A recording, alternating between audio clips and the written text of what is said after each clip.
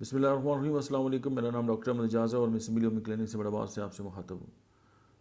एक बहुत ही टाइफाइड का बहुत इंटरेस्टिंग केस कि एक यंग लेडी थी, उनको हर साल जो है वो टाइफाइड होता था और एंटीबायोटिक जो है वो रिपीटेडली वो जो कोर्स पर है वो करती रहती थी और मुझे बताया गया तो उनको हमने टाइफाइडिनियम और बैप्टिशिया जो है वो दी गई और उसके बाद भी 15 साल हो गए हैं, आज तक उनको जो है वो दोबारा टाइफाइड नहीं हुआ। वजह टाइफाइड जो है ज़ाहिर है एक ख़ास किस्म का बैक्टीरिया है, सल्मोनेला टाइफी, उससे ज़ाहिर है बॉडी के अंदर आता है।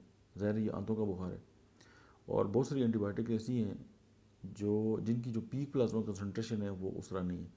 और जो मारूफ किस्म की जो भी एंटीबायोटिक्स है, इस तरह की मेडिसिन हैं, अब होता क्या है कि जो ही मेडिसिन पेशेंट ने खाई तो सल्मोनेला टाइफी जो है वो गॉल ब्लैडर के अंदर जाके छुप जाता है।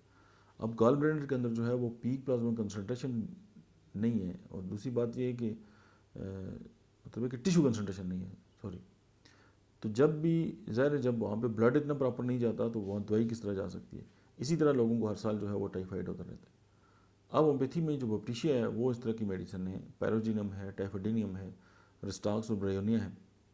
और अगर हम ये इस्तेमाल करेंगे तो न सिर्फ ये कि वाइटल फोर्स ठीक होगी बल्कि जिस्म जो है वो टाइफाइड यानी ऐसे हालात बॉडी के अंदर ऐसा फ्लोरा जो है वो क्रिएट हो जाता है जो साजगार नहीं होता और ये बैक्टीरिया वायरसेस जो है बॉडी को छोड़ कर चले जाते हैं। ये एक बड़ा खूबसूरत केस था, तो मैंने कहा चले मैं अपने जो एक्सपीरियंस है वो आपसे शेयर करूँ। आज के लिए इतना ही, मिलते हैं एक नेक्स्ट वीडियो में। Thank you very much.